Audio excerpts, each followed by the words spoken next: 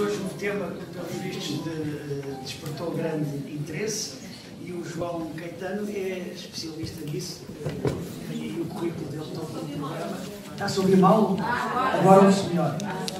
Eu não quero falar muito perto para não distorcer, mas portanto, muito obrigado por ter aceitado o nosso convite.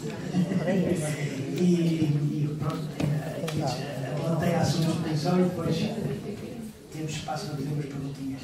Está bem? Sim, senhor. Obrigado. Pois eu adoraria saber tocar piano. Era muito mais fácil do que estar aqui a falar piano. Mas enfim, o meu nome é João Marcelo Caetano. Como o nome diz, sou neto do professor Marcelo Caetano. Pessoa que, contrariamente àquilo que as pessoas pensam, a sua grande vocação era medicina e não direito. Mas formou-se em direito e, portanto, foi o homem que foi do direito. Eu não, e costumo dizer que nasci médico. E, de facto, quando nasci assim feliz.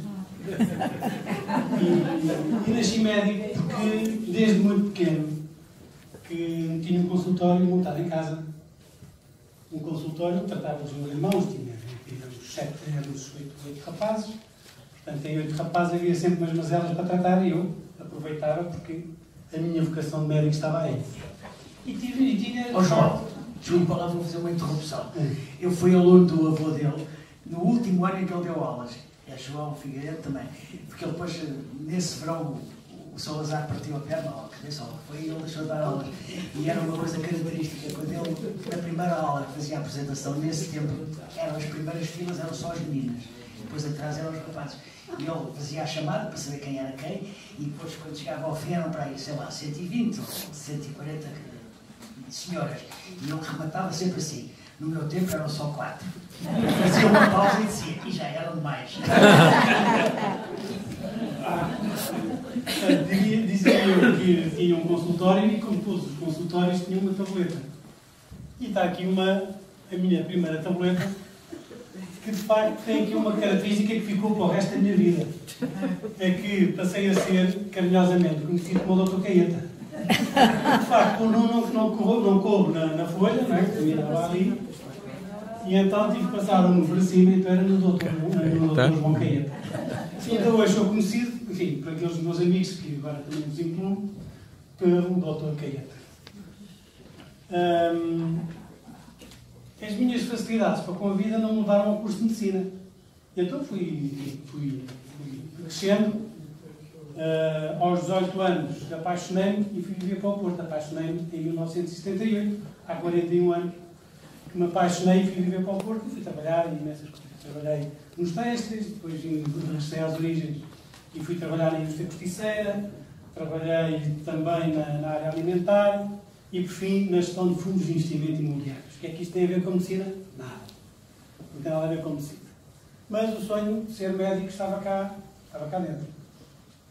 E em 2009, talvez, andava eu com muito stress e veio ter comigo uma máquina, uma coisa chamada terapia quântica, que eu me achei interessante, achei que era algo que eu podia experimentar, porque eu não queria entrar pela área dos equipamentos de síntese. E então experimentei com a máquina, gostei, comprei o equipamento, fiz o curso, achei que já era doutor e comecei a dar consulta. Da terceira ou quarta consulta, disse assim, bom, eu sou um papagaio, não percebo nada do que é que estou para aqui a dizer. E então achei que fazia sentido eu ir conhecer o corpo humano. Essa máquina trouxe-me o nome de homeopatia como uma técnica terapêutica muito parecida com aquilo que eu achava que os médicos deveriam ser. Alguém que não tratava das doenças, mas tratava das pessoas que tinham os sintomas e as manifestações. Foi por aí, fiz a minha formação, diplomei no Instituto de Medicina Tradicional, uma escola de referência nas áreas das terapêuticas não convencionais, que ainda não é uma escola de ensino superior, mas os cursos eram cursos de níveis superiores, tive todas as biomédicas possíveis e imagináveis. E entretanto cresci, não é? Formei-me, diplomei-me em homeopatia e comecei a exercer. E apaixonei-me de facto por esta técnica terapêutica, que é que eu não sei se as pessoas sabem o que é a homeopatia. Eu às vezes... Vai explicar. Eu às vezes... Não, mas eu também gosto de dialogar com as pessoas. Muita gente diz, a homeopatia, tenho uma dor nas costas e tal, tenho-me a oferecer. Não, isso é osteopatia, isso não é... Homeopatia é uma coisa diferente. Então, o que é? Isto é muito engraçado. Isto aqui, eu formei-me em homeopatia, e tenho feito uns cursos com uma figura extraordinária. Para mim, é talvez a personalidade do século XXI em homeopatia, que é um senhor grego, Jorge Vitocas, que foi laureado com o prémio alternativo, o prémio Nobel alternativo, o Livelihood Award, com quem eu faço formações anuais e que tenho aprendido imenso, porque são cursos para 140 pessoas, médicos, em grande maioria, de 40 países, 30 a 40 países. E todos os anos eu faço 4, 5, 6 cursos, o que é extraordinário. E aprendi imenso com ele, e gosto muito dele, e está velhinho e eu tenho que o aproveitar e, portanto, vou lá este ano outra vez. Enquanto ele tem ainda voz para dar ele os cursos, porque ele também dá os cursos. Então, a homeopatia o que é?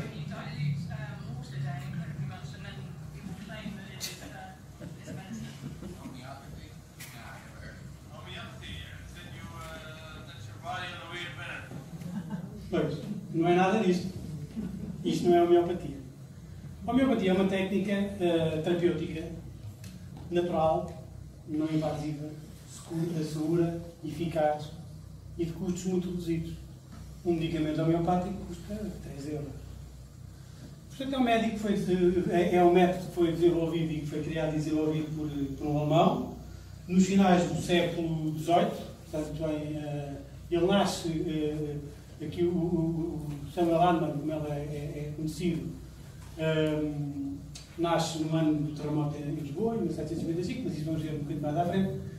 Mas eu optei por fazer aqui uma exposição da homeopatia, uma coisa muito interessante, que eu acho muito interessante, que é não falar das doenças, mas já em homeopatia não há doenças, há pessoas, mas vais falar sobre isso aqui, vais falar sobre rinite alérgica, vais falar sobre diabetes, não vou falar nada disso. E vou tentar ser o mais claro possível, porque a minha mãe, às vezes, quando eu falo com ela, diz assim: ó filho, tens de falar de outra maneira, porque eu não percebo nada do que estás a dizer. E, portanto, vou tentar ser muito claro, e por isso acho que vamos fazer com muito tempo, porque é a forma mais interessante das pessoas perceberem o que é de facto esta técnica homeopática. É um sistema farmacêutico, científico e filosófico que tem uma filosofia própria, tem uma farmacopeia própria e tem uma anamnese, portanto, um questionário também próprio. Portanto, digamos que é um sistema fechado de saúde.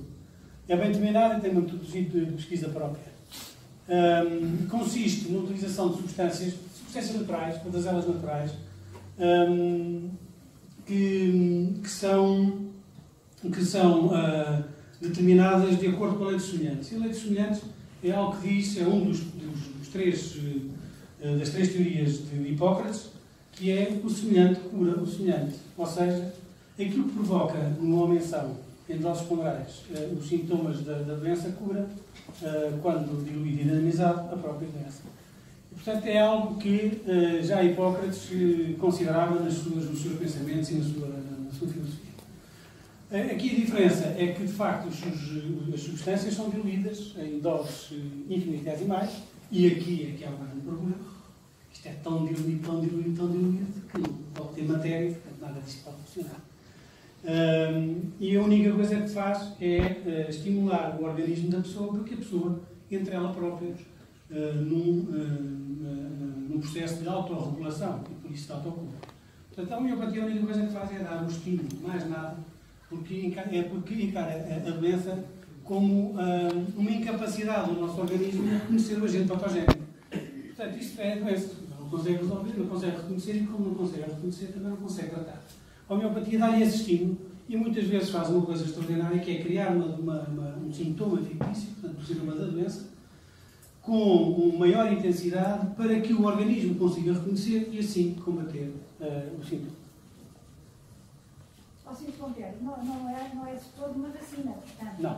Não é uma vacina, eu explico porque muitas pessoas comparam a homeopatia à vacina.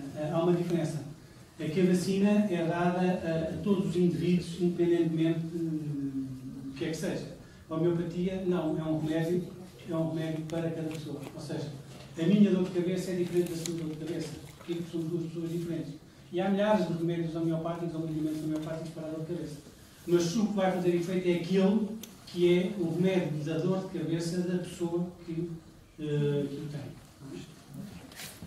Portanto, os medicamentos homeopáticos provêm dos reinos vegetal, animal, mineral, os cogumelos são grandes remédios. Aliás, tudo o que é animais, plantas e minerais, mas sobretudo animais e plantas venenosos, são esses os grandes remédios homeopáticos. Quanto mais venenoso, melhor.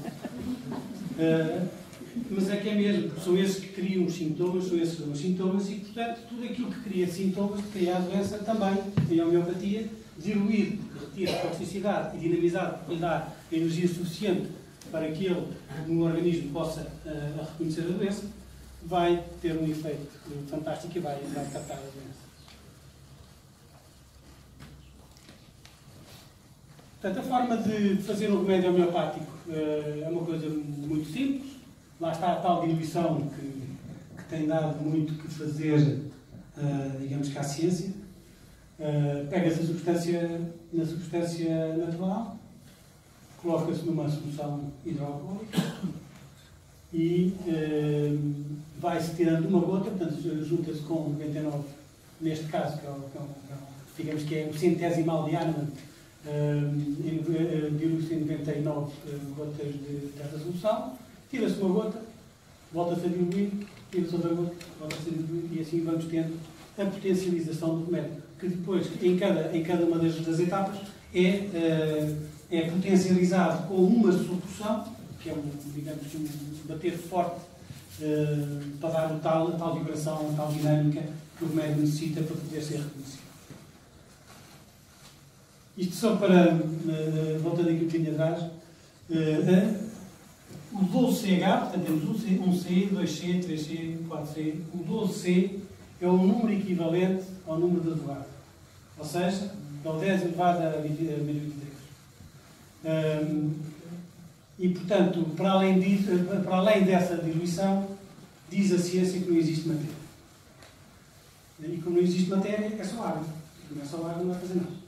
Até que é a grande, digamos que é o grande problema da homeopatia. Quem foi Samuel Hahnemann? Samuel Hahnemann, para mim, foi um homem muito à frente do seu tempo, como todos aqueles que decidiram pensar sobre coisas diferentes. São estes que saem fora da casca, saem fora do que é normal, do sistema. E ele era médico. Nasceu em 1755, a 10 de abril de 1755, e vai falecer em Paris com 88 anos, em 1843. Era filho, ele nasce na Alemanha, em Messens. Era filho de um pintor de porcelana que queria que ele seguisse as pisadas do pai, mas não queria nada, não deixava de todo estudar. Só que ele era tão inteligente que houve uma série de pessoas e os seus professores que não o deixaram sair da escola. Portanto, inclusivamente, não cobravam nada para que ele pudesse estudar.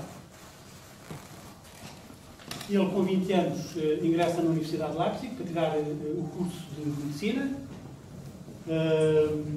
Aos 24 anos, defende a sua tese, com o tema Considerações Ideológicas e Terapêuticas das Afecções Espasmódicas, e que lhe confere, aos 24 anos, o grau de doutor em Medicina. Um bocadinho antes do Marcelo, aos 26 anos. Mas aqui está uma pessoa que ele casa, aos 25 anos, encontra, digamos que, a mulher da sua vida, uma das mulheres da sua vida, com quem casa e tem 11 filhos, o que é extraordinário. 11 filhos. Ela era filha de um farmacêutico que também ajudou a que eles pudessem entrar no mundo da farmácia. Ele vai escrever uma série de livros de farmácia. Mais à frente também vou falar. Aos 29 anos, em entrevista a Lavoisier, portanto ele é um contemporâneo de Lavoisier, e também é um contemporâneo de advogado. Portanto, são pessoas que ele conhece e com quem ele se dá. Aos 34 anos, decide desistir da medicina, desapontado com os métodos que eram utilizados na medicina, que eram sangrias, eram um conjunto de métodos que faziam mais mal do que bem. Os eméticos, dava-se mercúrio, dava-se arsénico, dava-se um conjunto de coisas, entre os contrários. Nós usamos a homeopatia como grandes remédios, mas lá está, diluídos e minimizados. Até aí, lá está, os minerais também, aqueles que fazem muito mal, também são usados em homeopatia como grandes remédios e que tratam de um conjunto de doenças. E ele, de facto, tinha uma coisa, quer dizer, ele desiste de exercer medicina e numa altura em que ele estava muito bem na vida, porque era um médico muito conceituado e de facto, lhe tinha dado a fortuna. E quando desiste, acaba a fazer traduções, mas as traduções não lhe davam o dinheiro que era necessário, portanto, ele chegou a viver com a mulher e os 11 filhos num quarto, o que é impressionante. Não é? E ele dedica-se também a estudar porque na mente dele tinha que haver um sistema qualquer que fosse diferente e que, de facto, alterasse o mal que a forma de exercer medicina na altura fazia. E então, ele pensava que conseguiria encontrar uma lei racional. Isto é uma frase dele, em 1783, que eu acho que é extraordinária, porque é muito atual, e é aquilo que eu penso. Aliás, esta frase não podia ser escrita por mim, porque não tenho esta qualidade de escrita, mas ao pensamento. Mas, de facto, é algo que eu uso muitas vezes. É a eleição do medicamento e a maneira de usar que caracteriza o verdadeiro médico, que não está ligado a nenhum sistema, que recusa ou que não é investigado por ele mesmo, e não usa a palavra de outra, tenta a coragem de pensar por si mesmo e tratar de acordo com isso. Acho que isto é de facto aquilo que todos os médicos deveriam fazer, porque hoje em dia cada vez, coitados, têm menos tempo para ver os doentes. Ele aos 35 anos, portanto isto é tudo ainda anterior, digamos que à homeopatia, e ao fazer as traduções ele choca com a matéria médica de Cullen, William Cullen,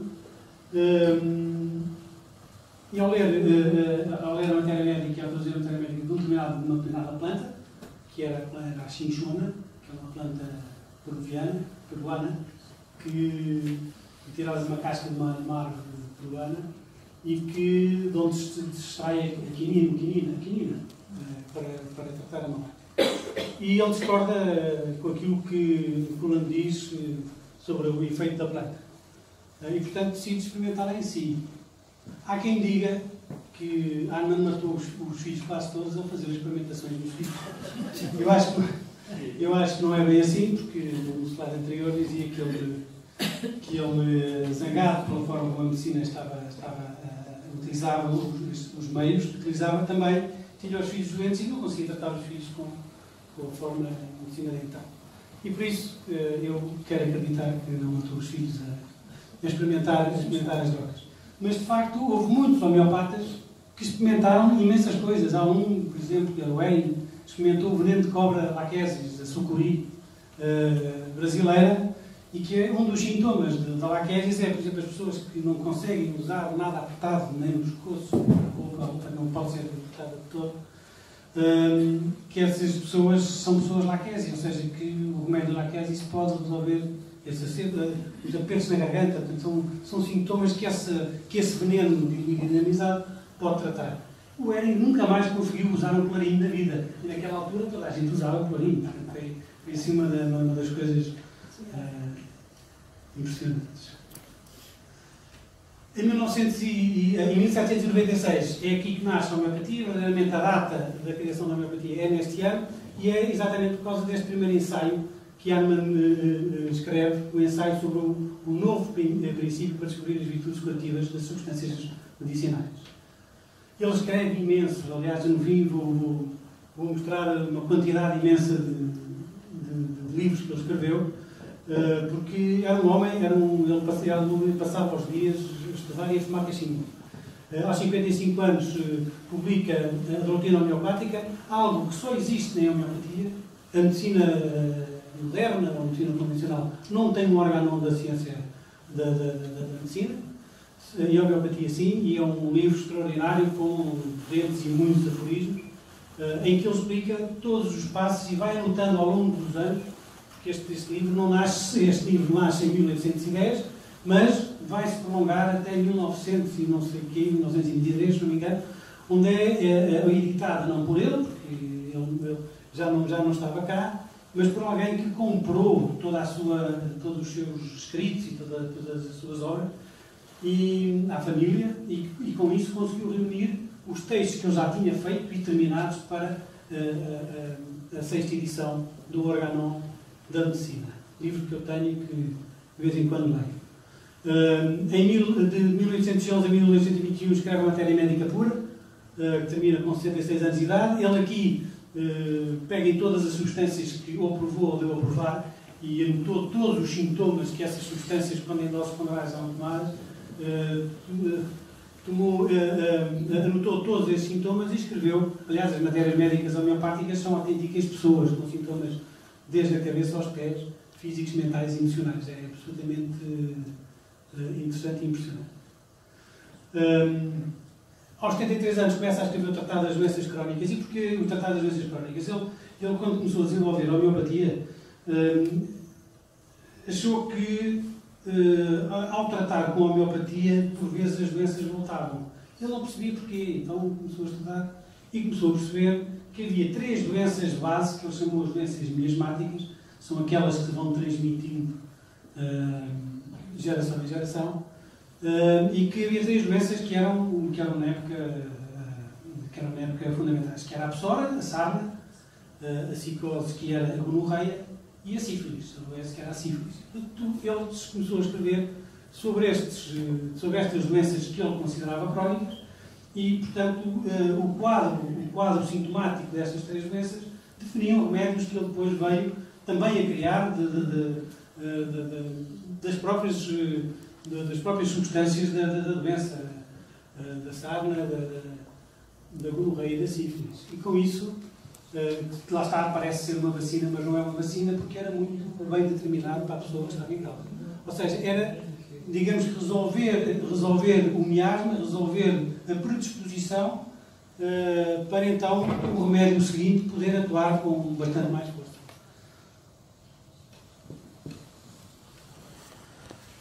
A mulher morre em 1830 e ele em 34, já aos 79 anos de idade, um homem valente, conhece Marie Bellamy, com quem viria a casar e com quem foi para Paris e viveu, foi uma paixão enorme e foi para Paris.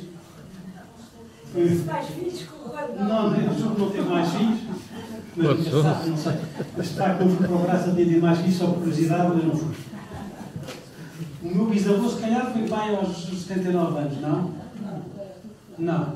Mas teve 40 anos, a diferença entre a filha mais velha e o filho mais novo são 40 anos. Portanto, digamos que nessa altura eram homens de... Aqui devia ser uma melhor campanha, não sei. Arnold morre aos 88 anos, com uma doença brônquica, e é sepultado em Paris, no cemitério da Colina de Montmartre.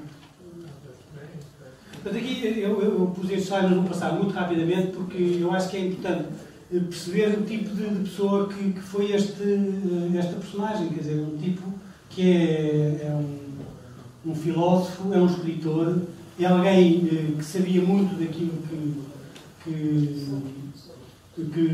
fazia. E, aliás, é em 1786, este livro que ele escreve sobre o envenenamento pelo arsénico, que faz com que ele desista da medicina, porque tal era o mal que fazia e não o bem que fazia.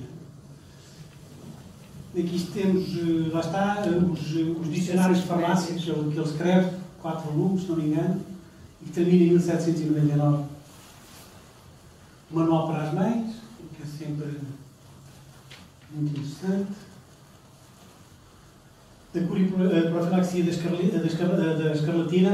Este livro é escrito depois de 1799 ter havido um surto de escarlatina numa cidade na Alemanha, onde ele estava nesse momento, e que ele tratou com homeopatia, com uma planta extraordinária chamada belladonna, e que consegue curar o susto da homeopatia, o susto de escleratina com a homeopatia. Aqui mais uma série de livros.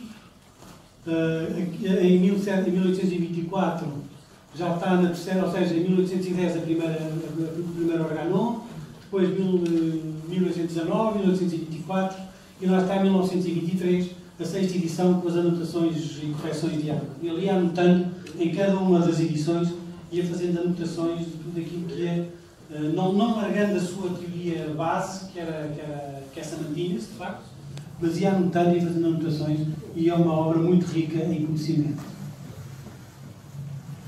Aqui mais uma obra, ou seja, no fim, a matéria médica também é muito importante, são 10 anos a escrever a matéria médica, ou seja, no fim ele consegue escrever 126 trabalhos, sendo 105 obras criadas e 21 traduções. Ele falava 7 línguas. Falava alemão, falava inglês, francês, latim, italiano, grego e já não sei o que. Eram 7 línguas. O que aconteceu aqui? Carreguei aqui no botão, pronto. Foi a máquina. Isto era a história, só para relatar um pouco o que era a homeopatia. A homeopatia foi extremamente importante desde o final do século XVIII até, para mim continua a ser importante, mas foi muito importante até meados de 1930, meados do século XX. Foi de facto uma técnica terapêutica com muito sucesso e com escolas e com hospitais, e aqui podemos ver hospitais, ambulâncias, enfermarias. Estes dois aqui de baixo, um é um hospital moderno no México, na cidade do México. Este é o hospital homeopático hospital em Londres. Veio a sair do Dr. Peter Fisher, que é o médico da rainha de Inglaterra e da família real, que morreu tragicamente este ano, à chegada ao hospital de bicicleta, é atropelado por um caminhão. E morre um homem que, de facto, tinha uma história, uma vida fantástica. Portanto, aqui é uma estátua de Hahnemann que ainda existe, uma estátua que foi inaugurada pelo presidente Mackenzie em Washington, D.C. Portanto, e lá está, Hahnemann era de facto considerado uma figura extraordinária. A família real britânica é tratada com homeopatia e faz e alguns notáveis também, quer do futebol, quer da música, quer do cinema, quer da política. Até o Dr. Phil, homem muito conceituado na televisão americana. Enfim, há muita gente e muitos mais haverá por aí. A história da homeopatia em Portugal é muito importante na década de 1830 até finais do século XIX, e havia imensa gente, entre médicos, cirurgiões e farmacêuticos, toda a gente queria ser homeopata.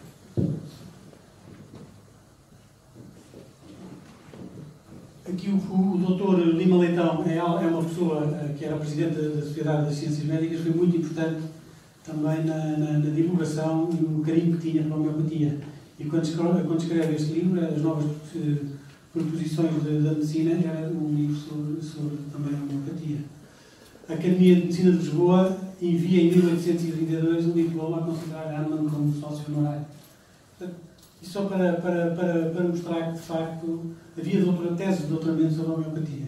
E, de repente, a homeopatia é algo mundial. Aqui o António Verdade Gomes, na abertura da Escola Médico-Cirúrgica em Lisboa, discursou sobre a mágoa que assiste aos sistemas, enfim, que ainda se praticavam, e aponta de facto as duas principais medicinas, a alopatia, com os seus produtos na época, e a homeopatia. A alopatia, aliás, é um termo que foi inventado por Hahnemann para descrever a medicina moderna da altura, não é? A medicina chamada convencional. E aqui, continuamos aqui com alguma história sobre isto, só para demonstrar que, de facto, isto é um painel muito engraçado, que está no Centro Comercial Saldanha Residence. Da homeopatia em Portugal foi o pioneiro do Saldanha, sempre o primeiro, ou seja, foi o Duque Marcelo de Saldanha, que introduziu, era um grande adepto da homeopatia em Portugal. Importa-se passar o anterior, que foi tão rápido. Foi? Com certeza.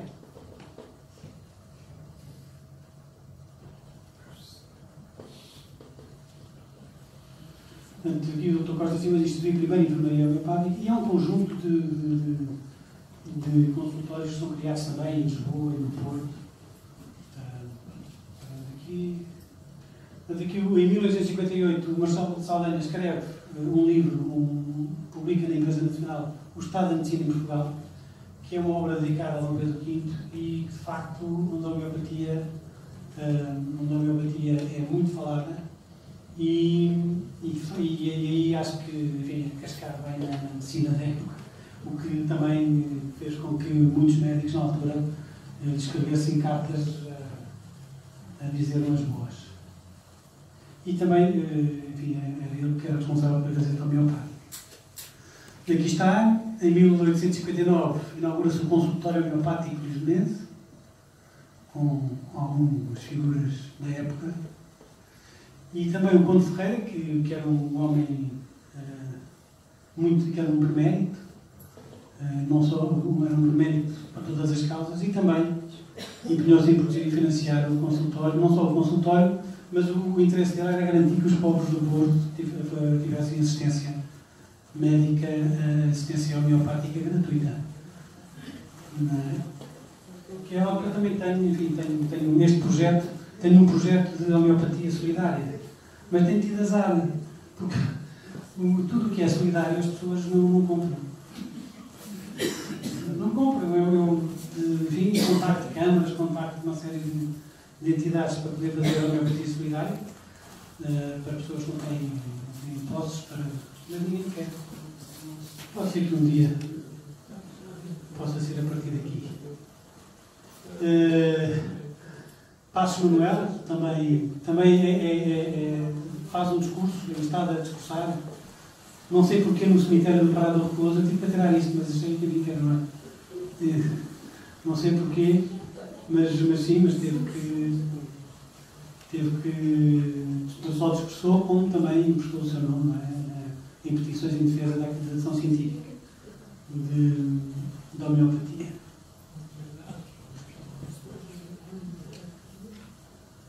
Aqui em 1962, em maio, o Jornal de Ciências Médicas de Lisboa publica um artigo sobre Dom Pedro. Portanto, ou seja, até aos anos 60 ainda se conseguia publicar alguma coisa, a partir de uma certa altura deixou-se publicar. Bom, agora sobre a homeopatia em Portugal. A homeopatia é uma das 7 terapêuticas não convencionais reguladas por lei. E não existe uma só lei, existem 2 leis.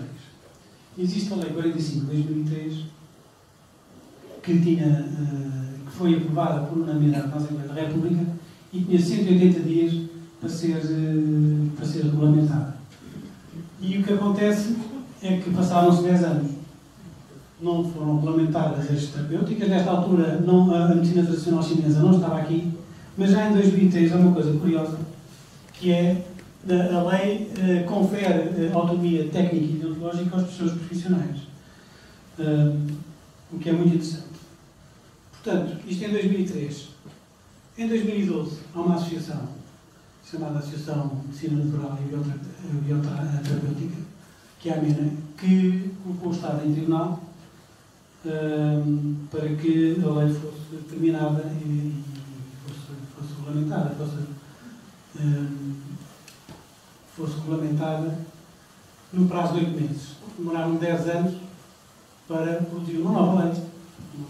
Regulamentar uma lei de 2013 não fazia sentido, então vamos fazer uma nova lei. Em 2013 faz-se uma nova lei, aí inclui-se a medicina tradicional chinesa e também com 180 dias para ser regulamentada.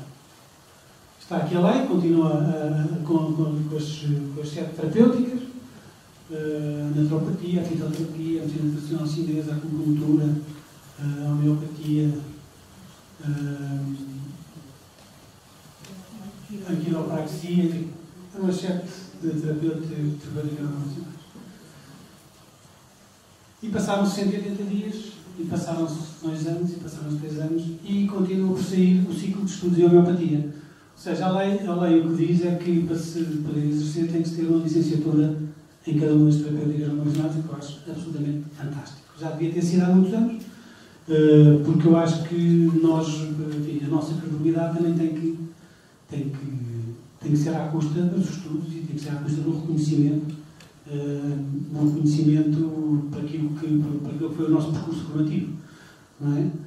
E, portanto, faltam sair dois diplomas, falta sair o ciclo de estudos de homeopatia, o que não permite que os homeopatas, os profissionais de homeopatia, possam pedir a cédula profissional junto da ACSS, instituição que pertence ao Ministério da Saúde.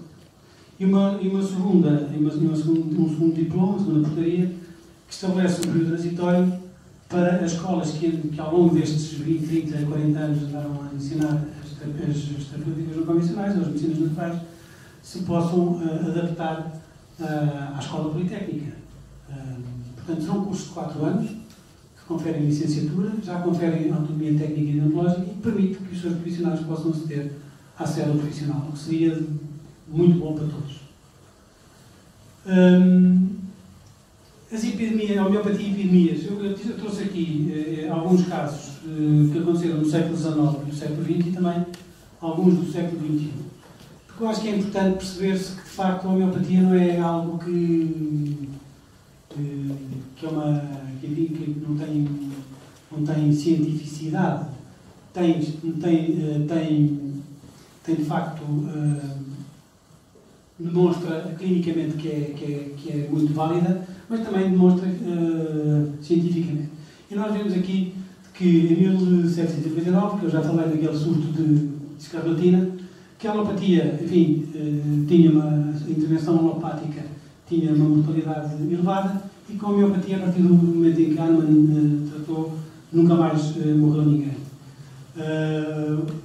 Em 1813 houve também uma epidemia de tifo, isto por altura da invasão napoleónica, que atravessa a Alemanha em direção à Rússia e que deixa lá ficar depois esta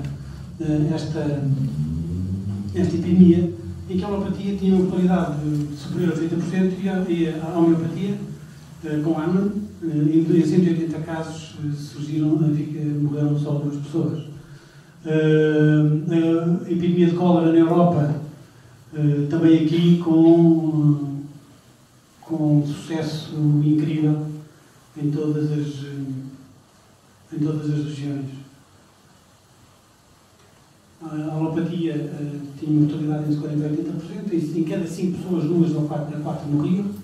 Com a homeopatia, em Londres 9%, na Bavária 7%, na Rússia 10%. Na Áustria, é curioso, porque 33% contra 66% da homeopatia, e havia uma lei que proibia o uso da homeopatia, que foi revogada a partir do momento em que o sucesso foi desta natureza. Estava a ter uma fotografia? Estava? Não, obrigado. Ainda na Alemanha e depois nos Estados Unidos, também o surto de febre amarela, em que a homeopatia teve resultados extraordinários, face àquilo que eram os resultados da alopatia.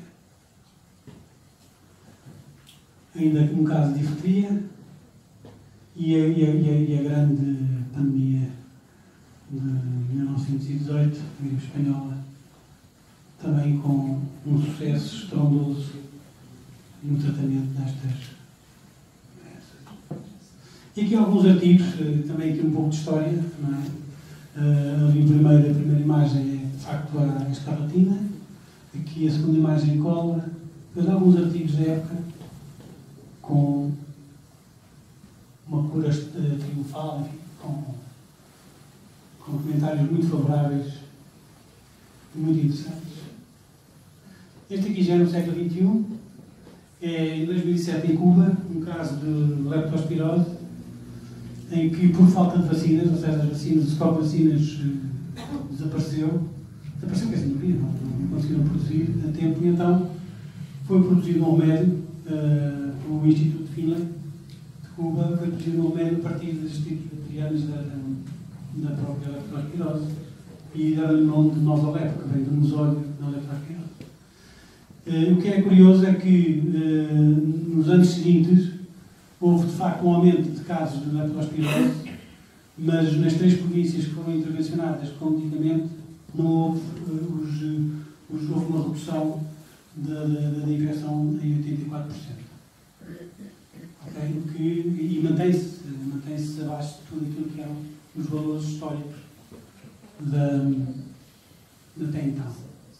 Isto é um estudo, eu coloquei ali aquele estudo. Este estudo nunca foi publicado porque as revistas recusaram-se a publicar.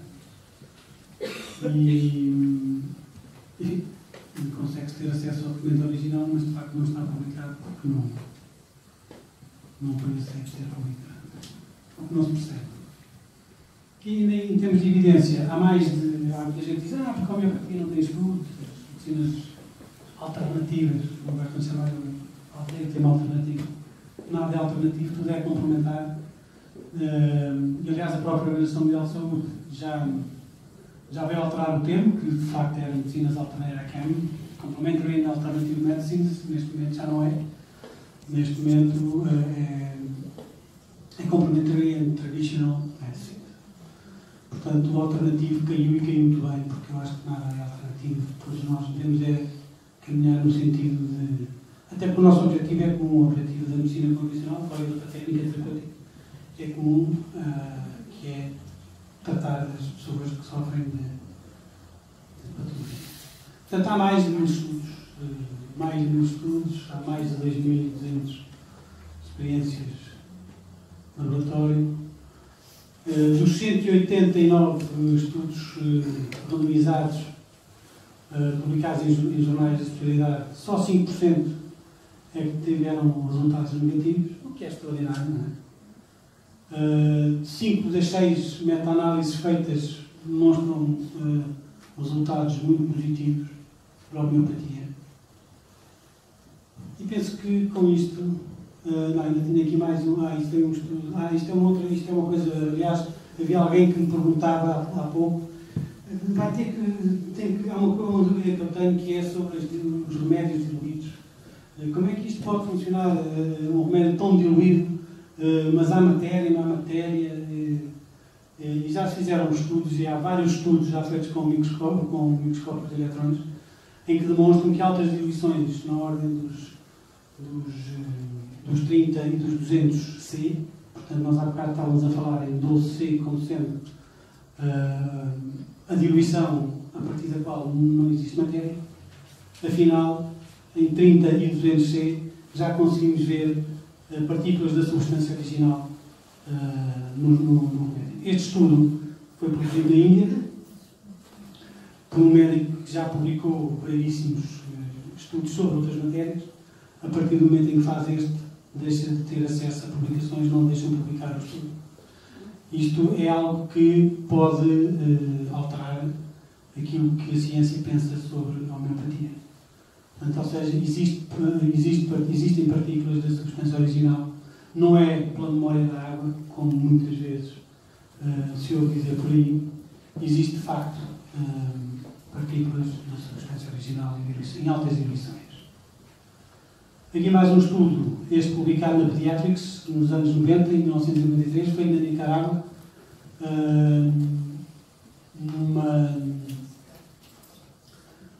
em casos agudos de diarreia, não é? Diarreia. E crianças, sim. É um estudo também fantástico, com resultados surpreendentes, e este sim foi publicado numa revista importante e reconhecida. Na Índia, uma clínica que é a Clínica Banerjee, que é uma clínica de várias gerações de médicos e homeopatas, que especializou-se em tratamento de tumores cerebrais. E aqui o sucesso desta clínica No tratamento destes casos são 87%, em que 63% existe uma redução ou uma redução completa do tumor, 24% há uma paragem da progressão do tumor e só em 13% dos casos, e são 13%, mas é que houve um tratamento descontinuado, então de facto as pessoas morreram. Portanto, são dados que são reais, quer dizer, são dados que eu trago aqui exatamente para demonstrar que de facto a homeopatia tem uma eficácia demonstrada que é muito soberana. E era isto que tinha para vos trazer. Espero não ter sido muito chato. E antes de passarmos às perguntas, antes de passarmos às perguntas, como agradecer a Arte Trimpa das Boas. Agradeço o vosso interesse. Muito obrigado.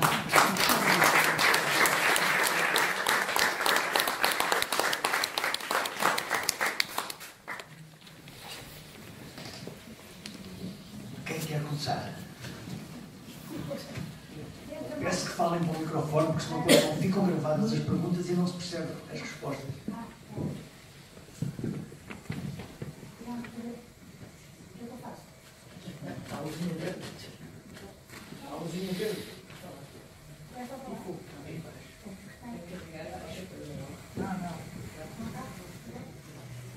Aquela máquina que falou, aquela máquina quântica. Não, a quântica. No princípio. Sim, no princípio, a primeira coisa que falou. Continua, portanto, a ser utilizada, já não tem interesse, como é que é? Não, continua a ser utilizada e continua a utilizar. Em casos muito específicos, gosto imenso da máquina, porque faz coisas fantásticas. Em termos muito práticos, aqui é uma máquina que detecta os índices de stress através da medição das energias eletromagnéticas e promove o seu reequilíbrio. Do ponto de vista físico, mental e emocional. É muito interessante, um equipamento que eu uso com alguma frequência e com bastante sucesso. Mas não é nada que tenha a ver com a homeopatia. Okay? São coisas completamente diferentes. É uma técnica terapêutica que eu utilizo, é uma técnica energética, mas não tem nada a ver com a homeopatia. É uma técnica de diagnóstico? Eu não chamaria tanto de diagnóstico, mas detecta desequilíbrios energéticos e depois promove o seu reequilíbrio. A própria máquina é que promove? Também através de um software de emissão de...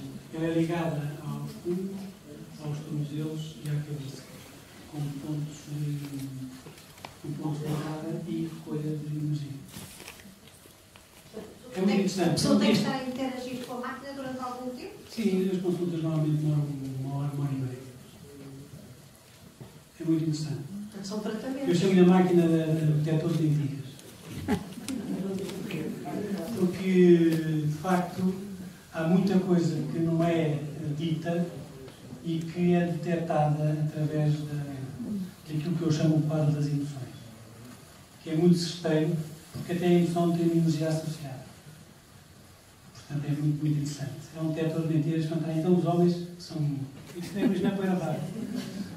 Os homens são muito mentirosos, ou seja, não gostam de se parecer fortes, nunca têm doenças, são muito fortes. E, de facto, a máquina destrói aquela fortaleza toda no instante. Só mais um pouquinho. Ligando com a homeopatia, ligando a máquina à homeopatia, portanto, como faz essa ligação? Não faço essa ligação. Uma coisa é uma coisa, outra coisa é outra coisa. Posso usar como algo complementar, mas não tem nada. Não cruzo. No fundo, se eu percebi bem, a filosofia de base da homeopatia é considerar que o nosso organismo é, em princípio, capaz de lutar contra o que se chama a doença e, portanto, tem que fazer com que o organismo reconheça o agente causador Em princípio, dessa e doença. no fim, o nosso organismo é uma máquina extraordinária. Assim. E há aqui, com certeza, médicos que podem dizer que, de facto, o nosso organismo é extraordinário. Ele, por si só, consegue resolver grande parte dos problemas, porque senão morríamos à nascença, não é? Portanto, a homeopatia, no fundo, pretende estimular as capacidades do organismo de ele próprio combater, em vez de introduzir um fator externo que age, digamos, violentamente, não é? Age exatamente ao contrário, não é? Na depressão do sistema imunitário, para que o sistema imunitário possa reconhecer a doença, o que a homeopatia nós acreditamos, e a filosofia e a prática demonstra, é que não, é exatamente por estímulo. Aliás, hoje a medicina convencional já começa a tratar casos oncológicos com a imunoterapia. Portanto, ou seja, por estimulação do sistema imunitário e não por depressão do sistema imunitário, como faz aqui a radioterapia hoje em dia. E, por exemplo, no tratamento de casos oncológicos, a homeopatia é fundamental para minimizar os efeitos secundários da quimio e da rádio. E trabalham os dois muitíssimo bem, e é pena não haver tantos médicos a acreditar que é possível com a homeopatia, porque os resultados estão aí, não é? E há muita gente que diz assim: eu não acredito nisso. A homeopatia não é uma religião, a homeopatia é uma ciência. E como ciência que é, tem que ser respeitada por isso. E é preciso que a ciência se adapte à homeopatia, não é a homeopatia que se vai adaptar à ciência com certeza, percebe? Mas eu tenho a sensação, já há bocado estávamos a falar sobre isso, que de facto um organismo são, em todos os aspectos, é um meio cura andada, porque ele próprio consegue reagir contra a doença. Aliás, a homeopatia, exatamente, mas a homeopatia não vai conseguir estimular um organismo completamente nas últimas, não é? Sem reação. Quer dizer, portanto, o organismo tem que ter a capacidade para receber o estímulo. Porque se já não tiver essa capacidade, e de facto muitas vezes muitos casos aparecem já no fim da linha, já quando, aliás, é uma das coisas que de facto é uma grande verdade, é que as pessoas procuram a homeopatia quando já não há mais solução, no último recurso. Isso é muito mau, porque muitas vezes as pessoas já não têm tal estímulo necessário para ter uma boa... Isso foi ao encontro do que eu ia, digamos, perguntar, que era, também me parece óbvio, não sou médico, mas que deve haver uma complementaridade entre os dois métodos de tratamento. Até que ponto é que a homeopatia é preventiva, é complementar do tratamento químico, ou é substituta do tratamento químico completamente? Não, substituta em alguns casos, eu, por exemplo, eu posso falar de alguns casos. Preventiva só nunca é preventiva no início, é preventiva quando o nosso corpo está de facto forte em termos do seu sistema imunitário. E isso consegue, e aí sim é preventivo, porque nós quando estamos fortes não temos doenças. E às vezes é bom que tenhamos alguma doença aguda, tenhamos uma gripe, tenhamos, enfim, alguma destas doenças que hoje em dia, cada vez que alguém tosse, vem no telejornal falar 20 minutos sobre a tosse, que já é convulsa, tosse invulsa, e vem falar 20 minutos sobre a doença como se isto fosse o fim do mundo. Não. Há doenças que têm mesmo que aparecer, porque é sinal de que o sistema imunitário está forte e está capaz de se auto-regenerar. Portanto, aí qual é o papel da homeopatia? É sempre no sentido de estimular, no sentido da cura.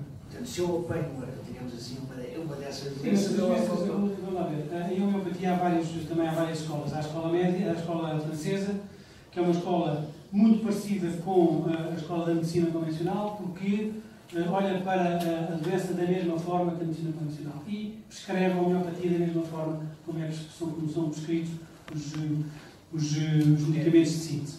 Agora, o efeito é que é completamente diferente. Numa doença aguda não há problema nenhum. Uma doença aguda é estimular, porque uma doença aguda vai parar, vai se resolver num curto período de tempo. O grande problema aqui são as doenças crónicas, em que a medicina convencional não tem tido, em muitos casos, grande sucesso terapêutico, e que em homeopatia se consegue, através da estimulação, através do reconhecimento da própria doença por estímulo, do próprio organismo, porque a homeopatia só dá o estímulo. Ou seja, a homeopatia não é nada que vá alterar um processo bioquímico. Vai alterar, mas por autorregulação. Okay? Nunca por corte de algum circuito ou por interrupção de algum processo. Eu gostava de saber porque é que a homeopatia é reconhecida em tantos países, mesmo a nível oficial, e com o apoio dos governos e tudo, e cá não. A homeopatia cá é reconhecida por 2 leis, como eu disse há pouco, portanto não é reconhecida, se calhar é mal falada, mas reconhecida tem que ser porque existem 2 leis que a reconhecem como técnicas terapêuticas. Há muitos países, de facto, onde a homeopatia está nos sistemas nacionais de saúde. Aliás, é uma recomendação estratégica da própria Organização Mundial de Saúde, que todos os países se introduzam no seu Sistema Nacional de Saúde as terapêuticas não convencionais, ou as medicinas naturais. Mas em Portugal, assim como em Espanha, está a haver também um estudo muito grande e muito complicado. Em Portugal também foi uma das 3, digamos, bandeiras do nosso bastonário da Ordem dos Médicos, que haveria no seu mandato de acabar com as terapêuticas não convencionais. Tem feito algum bom trabalho nesse sentido, de facto tem feito algumas declarações muito polémicas, mas hoje tive a grata notícia de que ele participou num programa onde discutiu com um naturopata, que eu conheço muito bem, que é o meu professor também, e que é um estudioso das áreas da investigação científica nas medicinas naturais, e que houve um tete-a-tete para discutir exatamente o tema das terapêuticas não convencionais. Eu acho que é positivo, porque muitas vezes não se dá voz ao contraditório. E, de facto, a gente ouvir sempre a mesma coisa, uma mentira, tantas vezes torna-se verdade. Não é? Mas, por exemplo, os remédios que vocês receitam não são comparticipados nunca por nada Não são comparticipados. Eu sei que são baratos, eu sei que são muito mais baratos. Não fazem parte do Sistema Nacional de Saúde. E, portanto, não. Mas há uma petição a correr aí pelas internets para que as pessoas possam assinar.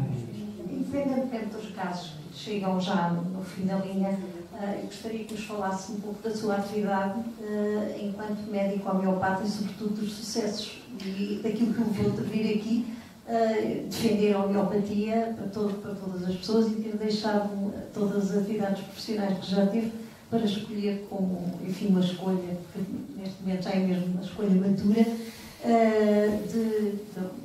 deste ramo da medicina, ou da medicina, como há bocadinho dizíamos. Portanto, gostaria muito que falasse da sua realização pessoal enquanto homeopata. A minha realização pessoal é extraordinária desde o primeiro momento em que entro no consultório até quando saio, às vezes, puxado por cordas. Tem que sair mesmo. Porque, de facto, cada caso é um caso. E o interessante da homeopatia é exatamente isso. Nós temos uma capacidade de observação muito grande. E não é só os sintomas que a pessoa nos dá, mas sim também aquilo que são as suas características fisionómicas e características do seu próprio comportamento, que nos ditam quais são, digamos, as melhores aproximações ao problema. E tem tido casos muito interessantes com crianças. Posso dar um caso de uma criança com 2 anos de idade que mamou até aos 13 meses. A partir daí começou a ter bronquiolites sucessivas, infecções pulmonares, chegou a ter uma pneumonia. Portanto, foi receitado antibióticos, desde essa altura tomava antibióticos e cortisona. E quando apareceu passo o último recurso. Mas como é uma criança de 2 anos, tem um sistema imunitário ainda em crescimento e, portanto, reagiu muito bem, nem mesmo no consultório dei-lhe a substância e logo aí deixou de ter alguns dos sintomas que trazia e nunca tomou mais nada, nem precisou de tomar, e hoje estive com ela, está mais gordinha, está floradinha, está ótima, nunca mais teve uma constipação, nem sequer com esta gripe que tem aparecido aí, não teve um sintoma. Ela não podia sair de casa porque ficava doente, não podia ir à praia porque ficava doente. 2 dias depois de ter tomado uma ligação, foi à praia, comeu os pés, isto em pleno inverno. Portanto, quer dizer, é uma criança, isto é um caso de sucesso. Não é? E em crianças tenho mais casos de sucesso, enfim, dentro deste tipo de doenças, de facto, o dar alguma medicação a uma criança que está com o sistema imunitário ainda em desenvolvimento e não perceber que há outras formas, se calhar mais naturais, de poder resolver o problema com esta facilidade, é uma pena assim classificar uma criança que mais tarde vai ter consequências gravíssimas, até pelos efeitos secundários da própria medicação que toma, e por tudo aquilo que acaba por fazer, que é destruído. O próprio sistema imunitário da criança estava totalmente destruído. E mais, e prescrevem-se antibióticos sem prescrever um probiótico. O que é, eu acho que então aí é a cereja do topo do bolo. A flora intestinal daquela criança estava totalmente destruída. É claro que, para além da medicação homeopática, eu tenho um probiótico também infantil, e está outra pessoa. Isso quer dizer que uma pessoa já de idade mais avançada tem menos hipóteses de reagir bem? Tem a mesma hipótese de uma criança desde que tem um sistema imunitário forte. É mais perto de morrer, Alfredo. E há casos que, por exemplo, casos de artrite reumatoide, são casos que eu também tenho tratado com bastante sucesso, com pessoas de 20 anos mais crescidas, e que também se consegue tratar com a homeopatia com muito bons resultados. Então, tem uma vez também uma outra doença também grave, chamada MRSA, que é uma resistência, uma multiresistência ao Streptococcus aureus, que é uma bactéria poderosíssima e que dificilmente é tratada com antibióticos, e mesmo tratada é sempre em ambiente hospitalar. E é uma doença terrível, porque vão aparecendo assim as bolhas que fazem as feridas, horrorosa. Isto era uma miúda com 8 ou 9 anos, que adoraria usar mini-saias e roupas mais descontraídas e não podia, não é? Porque nunca sabia onde é que ia aparecer a bolha. E de facto, com um remédio, aí teve aquilo que nós chamamos de agravamento homeopático, que é algo extraordinário, que é o organismo, a chamada doença, dar o tal impulso à doença para que ela seja reconhecida. Aparece-lhe a bolha, mas em 2, 3 dias ela seca, já aparece mais pequena, em 2, 3 dias ela seca e é resolvida. E nunca mais tomou nada, nunca mais teve qualquer interação. O programa falava de homeopatia e autismo e hiperatividade. Vamos falar. Sim, eu fiz um trabalho numa formação internacional, fiz um trabalho sobre o desenvolvimento global, os problemas, as perturbações globais do desenvolvimento, nomeadamente o autismo, da Asperger e a hiperatividade. Portanto, tenho neste momento um caso de hiperatividade que estou a tratar com bastante sucesso. Vinha diagnosticado pelo síndrome de Tourette. Pelos sintomas apresentados, a mim não me parecia o síndrome de Tourette. O síndrome de Tourette. São aquelas pessoas que têm imensos tiques e fazem vocalizações e dizem muitas asneiras e continuam na rua. Isto há muitos aí. E de facto tenho estado a obter bastantes resultados. Falavam também do autismo e... Sim. O autismo, não tenho ainda nenhum caso de autismo, adoraria ter, porque acho que a homeopatia aqui pode ter grandes benefícios. Tenho assistido a casos ao vivo nas minhas viagens à Grécia, às formações do professor Vitocas. Assim como também tenho assistido e também tenho casos de diabetes que estou a tratar. Neste momento estou a tratar uma criança com 2 anos, que apareceu com diabetes tipo 1, e que estou a tratar. É mais difícil, porque aí de facto há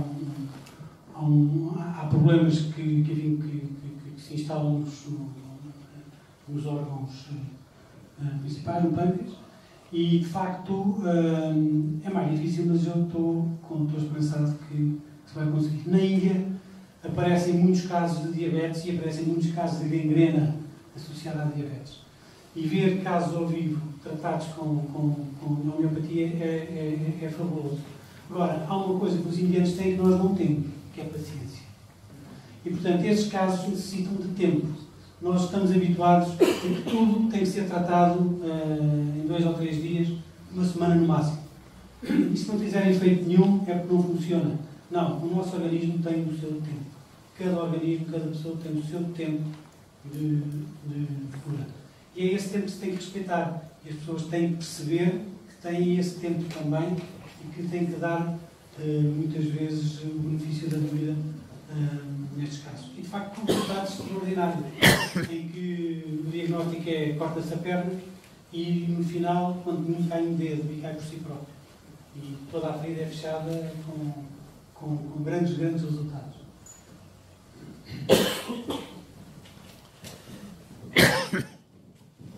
Só antes de passar ali só também para mais tenho tido muitos casos oncológicos em que faço acompanhamento com homeopatia, faço acompanhamento por causa dos sintomas adversos da radioterapia e com sucessos fantásticos também. Ou seja, as pessoas não têm aqueles sintomas das náuseas, do enjoo, vômitos, diarreia. Mas eu ia perguntar na sequência da pergunta da Manuel, por exemplo, o autismo. Eu estou a perguntar, não sei, tem uma origem física ou tem uma origem psicopática? Até que ponto a homeopatia, na parte física, a gente percebe qual é o mecanismo de atuação, não é? Na parte psicológica ou psicopática, até que ponto esse tipo de abordagem e de tratamento também pode ter efeito? Não deixam de ser sintomas. Nós não tratamos doenças. A homeopatia não há doenças. Há pessoas com determinados sintomas e a análise dos sintomas, dos sinais e sintomas da pessoa, é que nos levam a determinado remédio. O remédio, as matérias médicas, são um conjunto de sintomas físicos, mentais e emocionais. Não é? E, portanto, para a análise dos sintomas é que eu vou determinar o remédio e não por aquilo que é a doença. Eu vou tratar uma pessoa com determinados sintomas. Um autista. Ninguém nasce autista. Portanto, é uma doença adquirida. Ninguém nasce autista. Ninguém nasce autista. Como? Mas isso é completamente diferente e corresponde a 2% da população mundial. Mas esses são casos com ciências congênitas. Sim, eu sei. Desculpa, não falo muito português, Desculpa, não falo muito português, mas percebo muito bem. Posso falar français ou inglês? Au fait, je vous remercie de votre exposé parce que ça montre complètement ce que je fais depuis 30 ans. Je suis l'exemple vivant qui a surmonté un cancer, une ischémie grâce à l'homéopathie, uniquement ça. Au fait, parce que l'homéopathie permet d'agir, pas de réagir, mais d'agir différemment, puisque l'homéopathie, le produit qui est un produit holistique et, comme vous dites, prend du temps, permet au corps et à l'esprit d'agir différemment. Du coup, l'environnement avec lequel on interacte quotidiennement devient différent et à cause de ça, l'organisme a le temps de guérir. Mon cancer est parti au bout d'un an. J'ai continué à aller voir le gynéco qui m'a dit « Madame, qu'est-ce que vous faites ?» Parce que c'était quand même une tumeur assez grande, taille d'un pamplemousse. Au bout d'un an, il ne restait plus rien. Je n'ai pas eu de chimio ni rien. Ostéopathie et homéopathie. Et merci beaucoup de continuer ça. Merci.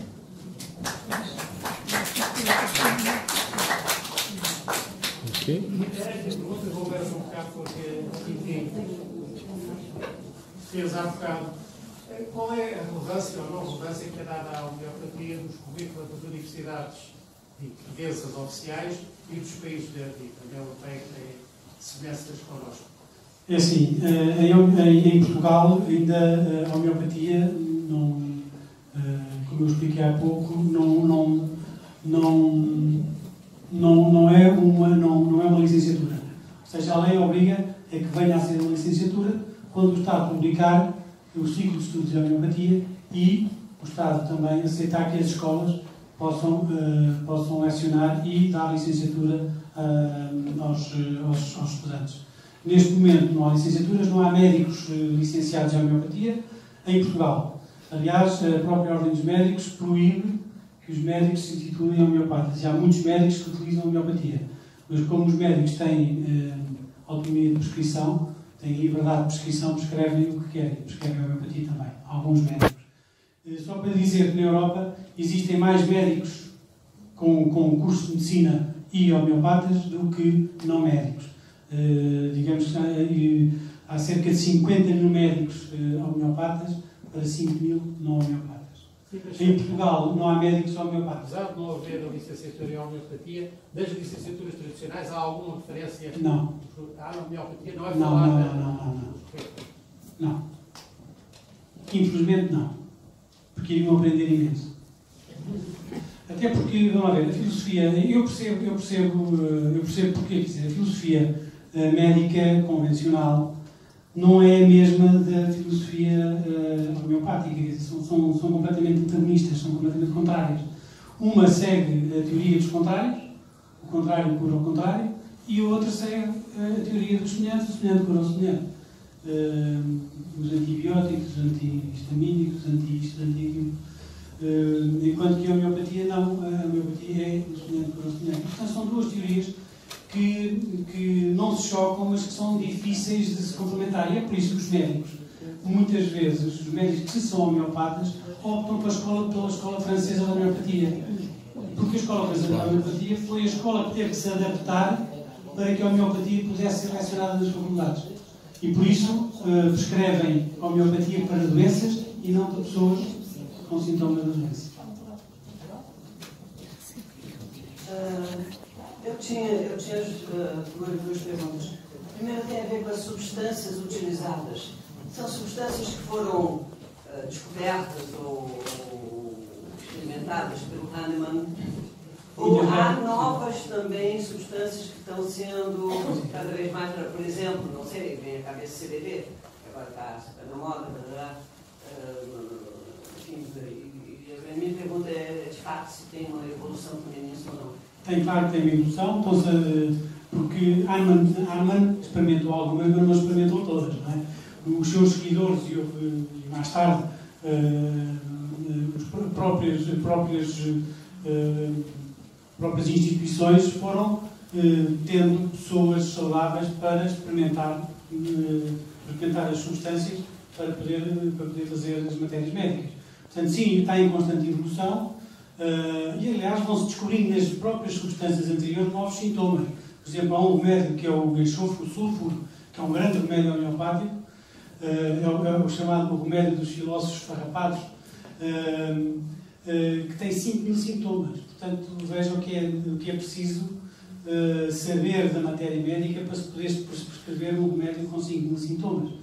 É claro que há sintomas mais importantes do que outros, há pelo menos há sintomas que são tão específicos, que só existem no remédio. E se a pessoa apresentar esse sintoma, de certeza que é esse remédio, o remédio que vai cobrir a totalidade dos outros sintomas. Mesmo não estando alguns sintomas no remédio. Até esta particularidade da homeopatia dos sintomas raros ou peculiares é fundamental. E esses sintomas vão sendo também descobertos à medida que se vão usando os remédios na prática. Não é? Mas sim, há novas substâncias. A outra questão era justamente a diferença entre digamos, a homeopatia inglesa, por exemplo, a homeopatia clássica, bastante desenvolvida, e francesa, que foi adaptada, Porque a homeopatia clássica ou unicista é uma homeopatia que de facto trata o indivíduo como um todo, ou seja, não tem só a questão dos sintomas físicos da doença, mas sim também os sintomas mentais e emocionais da pessoa que tem essa doença. E, portanto, esse remédio, ao ser prescrito, vai, de certeza, ter uma ação muito mais profunda do que um remédio que é dado único e simplesmente pela patologia em causa. Percebe? E, portanto, a reorganização do organismo vai ser muito mais profunda e muito mais global. Vai ser a todos os níveis, mentais, emocionais e físicos. Nós não temos dúvidas, uma doença crónica tem uma causa emocional por trás sempre. E, portanto, é preciso ir à causa. Quando se trata de um sintoma físico e não se vai à causa, está-se única e simplesmente a mascarar os sintomas. Porque deixa de tomar a medicação e a doença volta outra vez porque a causa não está tratada. E é fundamental que essa causa emocional e mental apareça para que o remédio seja bem prescrito.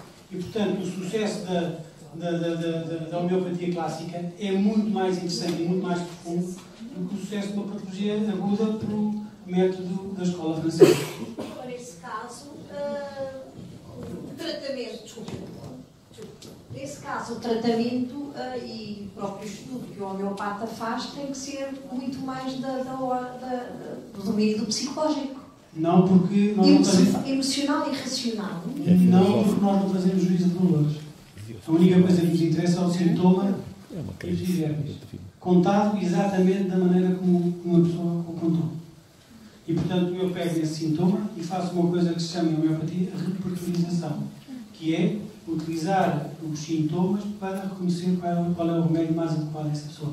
Pelo sintoma e não pela psicologia. A mim não me interessa, eu não estou ali para deitar a pessoa numa cadeira e trabalhar o problema psicológico. Não. É o próprio remédio, quando entra no organismo e estimula o organismo, que vai também ter um efeito sobre o nível mental e sobre o nível emocional. Não estou convencida, mas também. Não está convencida é bom. Não percebi bem. Desculpa, não, olha, com outras pessoas. Sim, muito obrigada pela sua explicação e penso que a Marie-Christine também, nesse campo, disse qualquer coisa de diferente, porque ela falou, de facto, do espaço, do aspecto global. Mas só queria dizer que, por um lado, é capaz de haver duas formas de homeopatia. Uma mais completa e outra talvez menos completa, que é aquela que se pratica nos animais e que funciona muito bem, porque há veterinários homeopatas e aí a questão emocional não entra. Mas eu penso que a Marie-Christine referiu que no caso dela houve ali um aspecto emocional importante. Ma fille est docteur vétérinaire et alors après elle a spécialisé en homéopathie et elle travaille à Bruxelles, en dehors d'Ervuren où il y a énormément de chevaux et elle traite 3/4 des chevaux uniquement avec homéopathie, là où l'allopathie n'est pas efficace.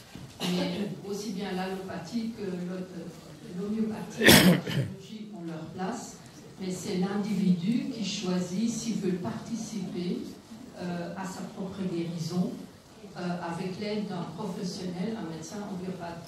Et dans ce cas, pour illustrer que ce n'est pas un placebo, les animaux réagissent, ils agissent, ils guérissent. Donc ils n'ont pas de mental, ils ne peuvent pas dire oui cette pilule-là marche et celle-là pas. Chez eux ça marche. Donc ce que le médecin dit, c'est un traitement holistique, le tout, mental, l'émotionnel et le physique. Os animais também têm a sua própria personalidade, características de personalidade são perfeitamente detectáveis.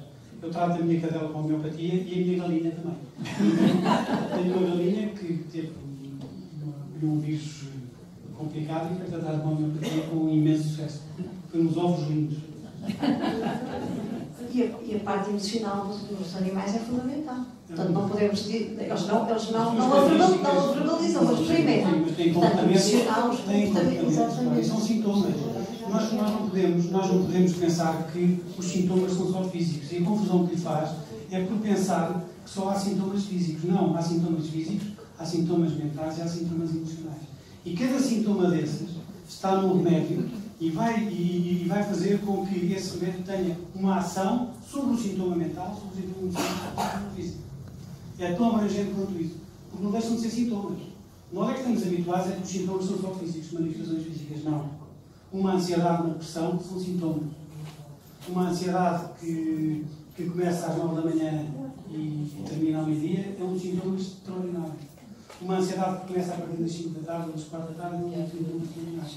Percebe? Ou seja, os próprios sintomas têm que ser também modalizados para poderem ser tão específicos quanto possíveis para poder definir o remédio. Agora, não deixam de ser sintomas e são sintomas tão importantes como o sintoma físico. E muitas vezes o sintoma físico, na sua maioria, é uma consequência do sintoma mental e do sintoma emocional. Okay? Por exemplo, um pensamento gera uma emoção. E uma emoção gera um sintoma físico. Uma consequência física. Se o pensamento for bom, gera uma emoção boa e o corpo físico fica todo contente. Se o pensamento for mau, gera uma emoção má e o corpo físico ressente e fica todo. Portanto, a importância dos sintomas físicos e mentais e emocionais são fundamentais para determinar o remédio correto em homeopatia clássica, para determinar o remédio correto, e esse remédio, que é o remédio único, o chamado simílimo, é que faz a diferença. responder àquele que tinha a ver com a obra,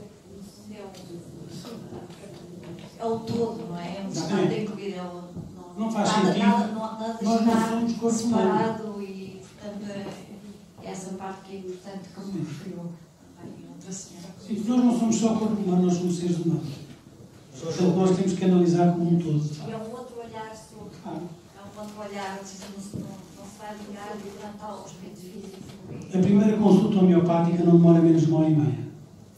E às vezes, é uma entrevista. E às vezes 2 e já tive casos de 3 horas. Porque há pessoas que não gostam de falar e têm que ter sintomas, se não tiver sintomas, como é que eu posso ajudar? Mas tem que se tirar afeto, não é? Mas eu ia fazer uma pergunta. Por exemplo, todos nós aqui presentes, quando nós éramos miúdos, ia-se para a praia para apanhar iodo. Não é que nós estivéssemos doentes, mas julgava-se, acreditava-se que apanhar iodo durante o verão ajudava o organismo a reagir durante o inverno às gripes e às exatamente. Isso tem alguma coisa a ver com a atitude homeopática, digamos assim? Não, enfim, não tem e tem. É evidente que o iodo é importante para o funcionamento do nosso... E nesse caso era, digamos, absorvido preventivamente. Com todas as substâncias, a vitamina D vem do sol. Quer dizer, o sol é a grande fonte de vitamina D. Nós agora é que entramos numa época em que toda a gente toma vitamina D. Porquê? Porque se calhar apanha menos sol. Quem trabalhava no campo... Porque agora apanhar sol é perigoso. Nós íamos para a praia miúdos. É claro que tínhamos o cuidado, sim, porque a comissão tinha dado cabo do iodo todo. Tínhamos o cuidado de ir para a praia, sabíamos quando é que podíamos estar ao sol, sabíamos quando é que podíamos aguentar debaixo do sol. E se não soubéssemos, nós sabíamos os nossos pais. Os nossos pais sabiam. Portanto, hoje em dia tudo isto se perdeu. Hoje em dia, e por isso é que é importante que ninguém apanhe sol e que então mais tarde se dê a vitamina D3 para mas no fundo, quando as pessoas iam apanhar iodo, claro, era uma atitude claro, sim. semelhante à Está aqui uma farmacêutica que quer fazer uma pergunta. Quem é? É a Ana Pita. Nós temos duas questões aqui nas condições farmacêuticas. Uma questão, ficámos curiosos sobre um artigo que pôs ali no site e gostaríamos de saber se está disponível e se poderíamos consultar. Cuja publicação foi recusada. Exatamente. Sim, todos e não conseguimos ler o título e decorá-lo para depois poder pesquisar e ler. E outra coisa, há pouco falou sobre os probióticos, era para saber se por acaso estão disponíveis em farmácia. Sim. Ou não. Estão disponíveis alguns em farmácia e outros em parafarmácias. Mas é seco? Não. É líquido? É só vem em pós e vem em cápsulas. Não tem pó. E bolinha? Não, probiótico não. Obrigada. Não sei se mais alguém quer. O próprio Lutonazol, que é um probiótico. Até. Não é um farmacêutico, pode modificar. Sim, mas pensei que outro específico. Não, mas há outros de várias anutérgicos, por exemplo. Probióticos muito bons. Boa noite. Muito obrigado pela sua conferência. Eu é que agradeço. Interessou-me muito. E eu tenho uma série de perguntas para fazer, umas muito rápidas, de resposta rápida, outras talvez não tão rápidas. Mas antes de mais, queria rapidamente só dizer que tenho muita simpatia por aquilo que acaba de expor. Eu sou médico, sou alopata, mas em 1970 comprei uns livros de homeopatia e pouco antes, aos 18 anos, empreguei os meus únicos 800 escudos na altura para mandar vir de França uns livros de acupuntura. Portanto, apesar de toda a minha vida ter praticado a alopatia, infelizmente não tive disponibilidade para olhar para outras terapêuticas. Isto é importante dizer, porque já dá a perceber, porque eu tenho simpatia pela homeopatia e não queria que se pensasse o contrário. Perguntas rápidas. Queria saber, porque não tenho a certeza de saber, o que é dinamização. Queria saber também se ouvi bem quando falou em repertorização há bocadinho. Eu percebi o que era, só queria ter a certeza. E outra pergunta rápida é, quando fala na Índia e na gangrena tratável, eu fiquei um bocadinho boquiaberto como é que se trata uma gangrena. É verdade, mas tenho casos estudados e apresentados documentados de gangrenas tratadas com homeopatia e só com homeopatia. Mas como é que homeopaticamente se explica? Através do estímulo que a homeopatia dá para que o corpo entre no processo de autorregulação. Mas aqui não há, aqui está morto. A gangrena está morto, chama a parte morta. Exatamente. E vem por baixo e, aliás, é interessantíssimo ver o aparecimento da cor vermelha por baixo do negro, exatamente, e digamos que a regeneração dos próprios tecidos.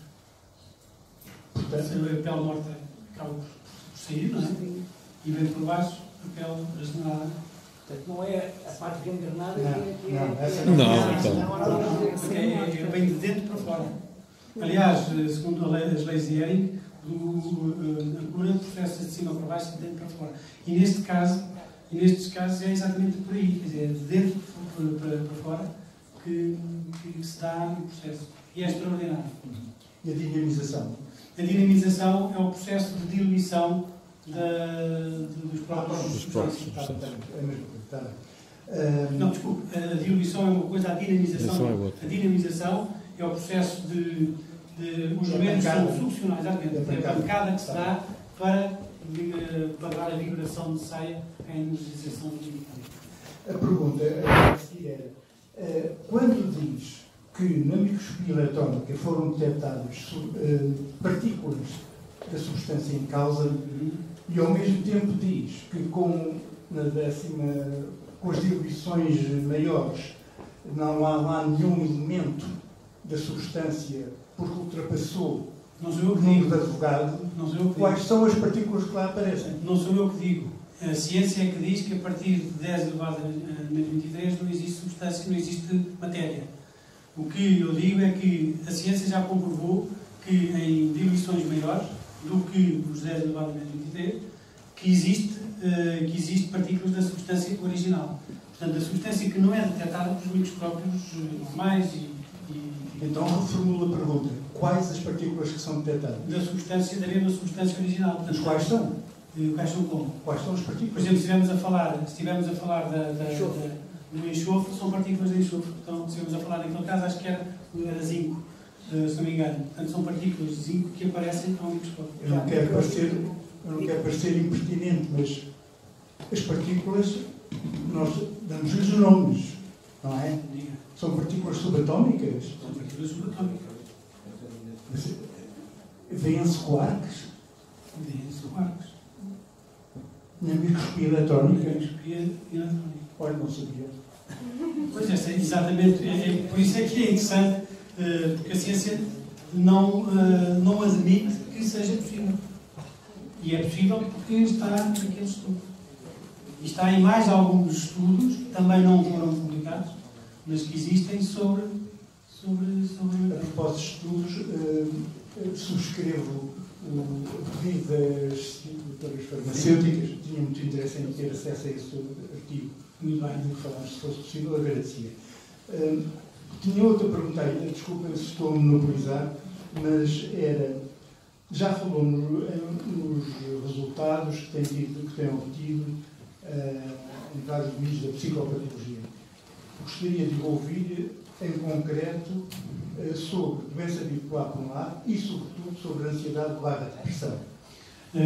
Doença bipolar não tenho nenhum caso nem tratado, não tive nenhum caso. A doença bipolar é uma doença complicada de tratar mesmo em homeopatia, mas a ansiedade é uma doença muito comum e com grande sucesso. E a depressão também. Há grandes remédios de homeopatia que são remédios super depressivos e que se consegue tratar com o estímulo, face aos sintomas, com o estímulo, consegue-se fazer sair elas próprias, conseguem sair do seu estado depressivo. Sem o estímulo. Um dos grandes remédios, por exemplo, das senhoras depressivas, é feito das senhoras depressivas, É das senhoras malucas.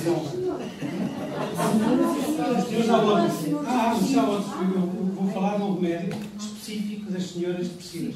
Também podem ser homens, mas específico das senhoras depressivas, que é feito da tinta do choco. Da tinta? Do choco. Chamado sépia. É um grande remédio.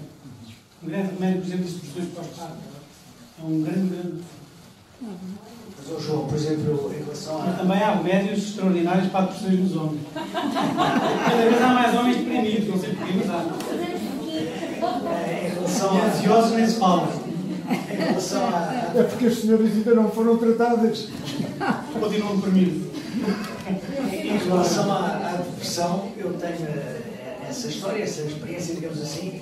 Há depressões que são de origem psicológica, a vida corre mal e a pessoa entra em pessimismo, que acaba por ser depressivo, e há depressões meramente orgânicas. O cérebro deixou de produzir certas hormonas, certas substâncias, e que isso é tratado com um suplemento químico. Eu estou a ver, deixa só buscar o fim da pergunta, estou a ver nestes casos daquilo que eu chamo de depressões químicas, a homeopatia pode ser perfeitamente indicada como forma de fornecer esse estímulo ou esse suplemento. Mas se a depressão é porque eu estou em risco de falir, ou porque a minha mulher se foi embora com um pequeno mais jeitoso, ou coisa assim, até que ponto a homeopatia aí pode interferir ou ajudar? São sempre sintomas, Alfredo. Sempre sintomas. Okay? E são esses sintomas que são tratados um por um no conjunto daquela pessoa. Não há, para mim, não há depressões A ou depressões B. Há sintomas de casos diagnosticados pela medicina convencional com depressão. Para mim não são depressão nenhuma, são sintomas. Isso é sintomas que eu analiso. A doutora Clara tem que perguntar para o microfone. É uma depressão provocada por um grande desgosto, ou seja, o sintoma é depressão por desgosto. E na matéria médica homeopática existem dezenas de remédios com a depressão por desgosto. Agora, quem é a pessoa que está por trás dessa depressão e desse desgosto? É isso que eu, enquanto técnico, tenho que procurar a pessoa para poder prescrever o remédio indicado. Fala com o microfone. E se foi curada, fez muito bem. Se já não toma e se está curada, não quero entender.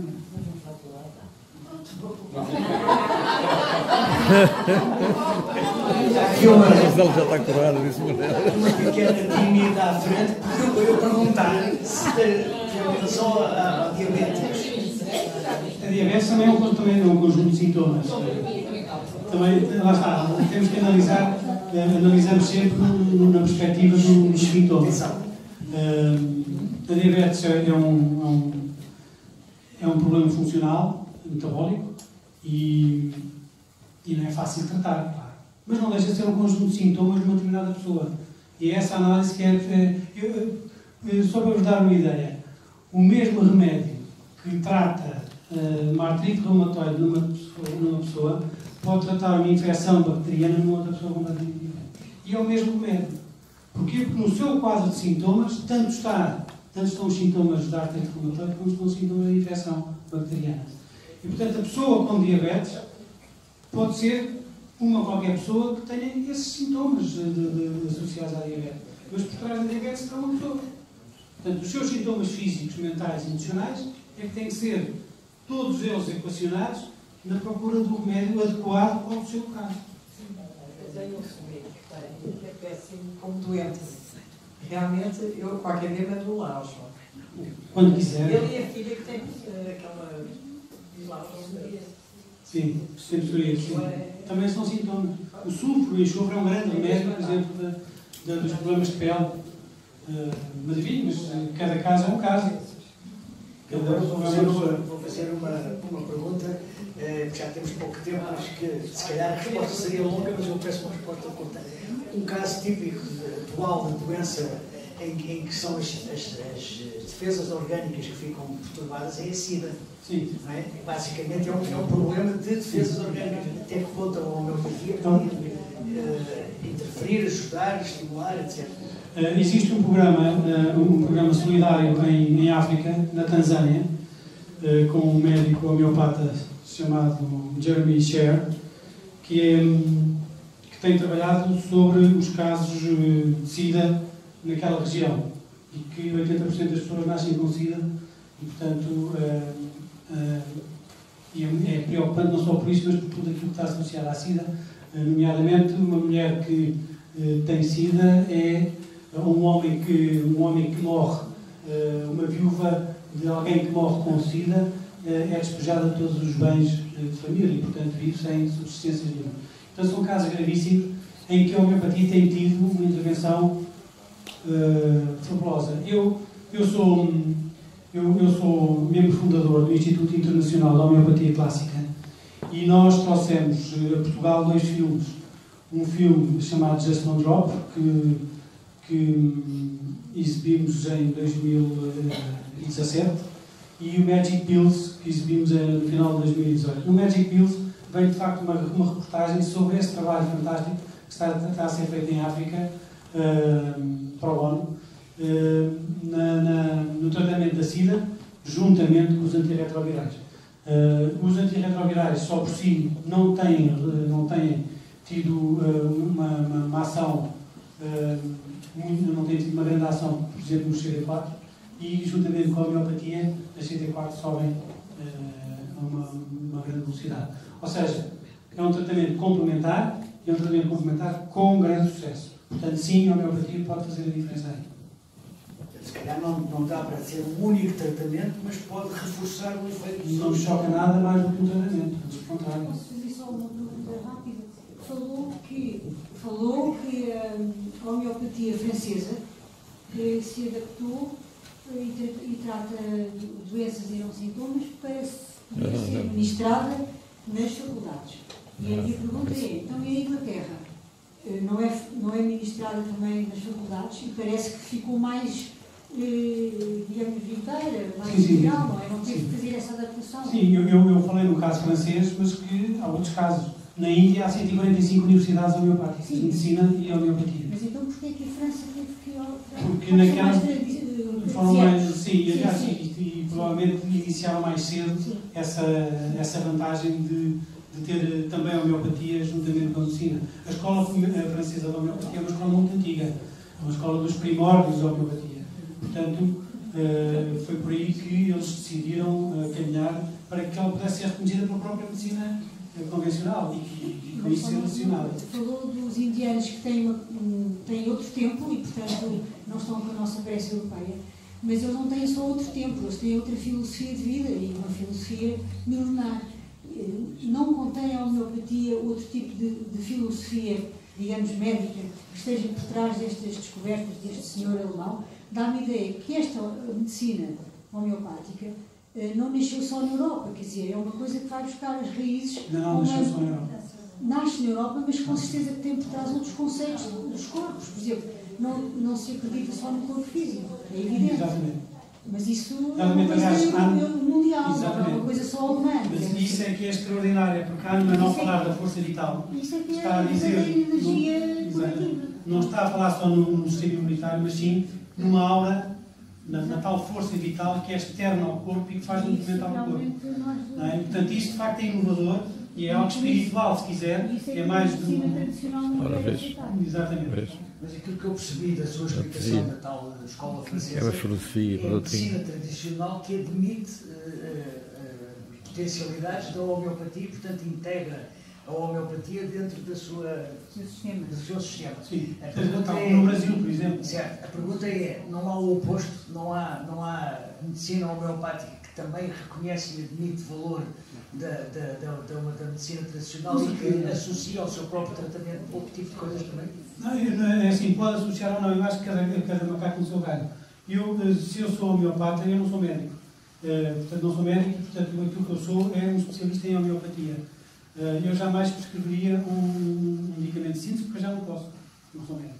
E jamais retiraria um medicamento de síntese, porque também não sou médico, por isso não me cabe a mim retirar aquilo que não fui eu que prescrevi.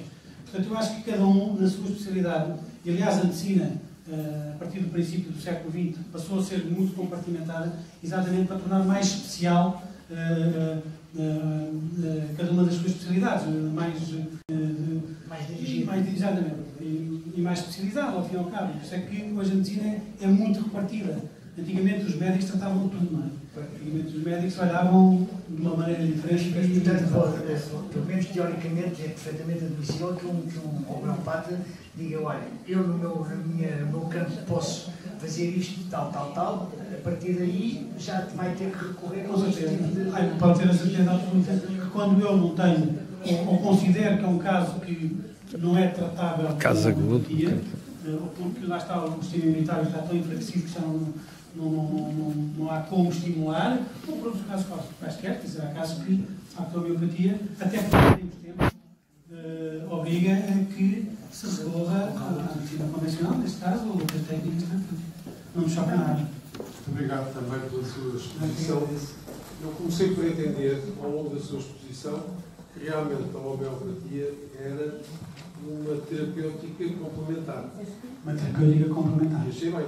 E achou lindamente. Mas depois, ao longo da exposição, fui percebendo a importância do sintoma. Exatamente. Este, aquele e o outro. Ora, realmente, há uma coisa que é básica em tudo que se fala de tratar doenças, que é realmente o diagnóstico. O diagnóstico da doença. Na medicina convencional é. É. Agora, eu não consigo entender que na medicina homeopática, não há diagnóstico, só há sintomas. Mas, por exemplo, o senhor fala aqui em psicoterapeuta. Falei porque é mais fácil para as pessoas perceberem. Sim. Porque foi único e simplesmente para que as pessoas percebam. Não é uma dor na articulação. Não. Já diz muito mais que isso. Exatamente. Mas falei porque para mim não é importante ser ou não ser articulatorio. Portanto, era único e simplesmente porque me pediram para Mas o senhor fez o diagnóstico de artrite reumatoide? Não. Já vinha com esse diagnóstico. Eu não faço diagnóstico médico. Aliás, o diagnóstico em homeopatia é o próprio remédio.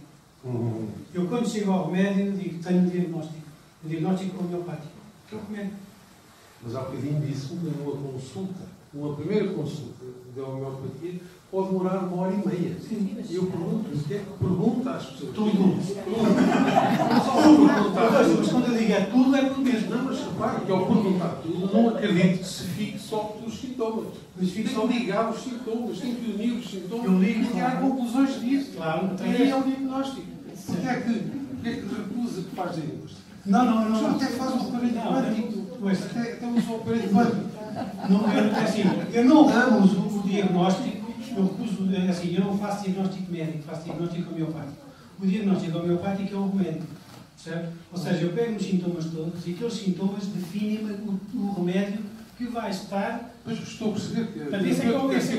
Esse é que é o meu diagnóstico. O meu diagnóstico é o remédio. Para mim não é importante se é um diagnóstico médico A, B ou C, ou não é, quer dizer, o que é importante, às vezes ajuda, porquê? Porque a tal escola francesa, como tem alguns remédios repartidos por doenças, eu posso eliminar algumas. Mas, de facto, não é importante, percebe o que é que eu estou a dizer? Ou seja, a dor que a pessoa sente, e como ela sente, e que tipo de dor, e quando é que começa, quando é que acaba, como é que melhora, como é que piora, é muito mais importante do que o doente chegar ao consultório e dizer assim, eu tenho uma artrite reumatoide. Porque é isso que eu E só lhe fazia uma perguntinha prática. Está de acordo ou não com as vacinas? Que é guerra? Não, é assim, eu estou de acordo com a vacinação. Eu não estou contra a vacinação. Digamos que não estou muito de acordo com a forma como se dá a vacinação. Eu acho que as vacinas são importantes dadas a grupos de risco e em idades um bocadinho superiores àquelas que vão ser dadas neste momento. Não se pode vacinar toda a gente só porque se tem que vacinar toda a gente. Tem que vacinar as pessoas de acordo com as capacidades e com aquilo que o seu organismo... Por exemplo, muitas vezes está-se a vacinar pessoas com grande debilidade no seu sistema imunitário. Isso é gravíssimo. Portanto, aquilo que eu acho é que vacinação sim, mas vacinação a partir de uma determinada altura e tendo em conta sempre o risco em que a pessoa está. Essa é a minha opinião. Eu não quero fazer uma pergunta, era só dizer que numa consulta psiquiátrica, normalmente um bom psiquiatra está 1 hora ou mais de 1 hora, se for preciso 2 horas, a primeira consulta e a pessoa se não for psiquiatra a dizer tudo, é a pessoa que diz tudo, todos os sintomas. E emocionais, racionais, físicos, tudo conta. Normalmente em psiquiatria também é o todo que conta. Foi só por isso que ao caso. Não, a diferença é só que ele descreve um medicamento simples e eu escrevo a homeopatia. Ou não, eu não estou a defender. A psiquiatria estava só a querer. Não, é que aquilo que eu ia perguntar já foi falado antes. É o seguinte: se uma consulta demora o tempo que disse que demorava e que eu acho corretíssimo. Eu tive um acidente em julho do ano passado, não vale a pena explicar, e mandaram, enfim, o SUR mandou-me a várias consultas. As consultas demoravam na média de 8 a 9 minutos. Eu acho que isto poderia ter feito por telefone, porque ninguém observou, não passou numa conversa eu explicar o que tinha acontecido e as pessoas a dizerem, sim senhor, então vai fazer uma radiografia. Quer dizer, nunca ninguém me observou. Por isso, há uma distância. O Serviço Nacional de Saúde normalmente manda dizer mais 10 minutos não. E por isso as suas consultas podem ser longas. Mas fiquei surpreendida e agradada com uma consulta onde as pessoas se podem exprimir e deixar passar mesmo aquilo que não querem. Agora, só para acabar, já não há tempo a mais, não resisto a contar uma história. Não sei se já contei aqui uma amiga minha que foi ao médico porque estava a ter umas dores de cabeça enormes que não passavam e voltavam, reincidiam e não percebiam o que era. Então foi atendida por um médico do Serviço de Saúde que não estava nada interessado em ouvir o que ela queria, só queria preencher a ficha. Então, nome, era africana, nome. Ela dizia, nome, eu estou com dores de cabeça, sim, morada, tal. Morada, eu estou com dores de cabeça. E até que chegou a uma certa altura, tem filhos? E ela disse, sim, tem 7 filhos. 7 filhos? Como que não ter dor de cabeça? Pronto, havia com certeza muitas perguntas e muitas coisas para se dizer, mas temos a regra de que tem que acabar às 11h30, portanto, muito obrigado pela sua disponibilidade e espero que tenham gostado disso. Se for o caso, espero que tenham gostado.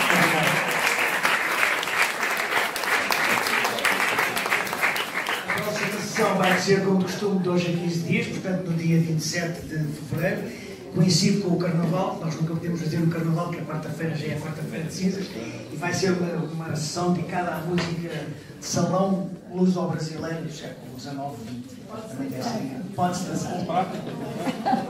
Muito obrigado.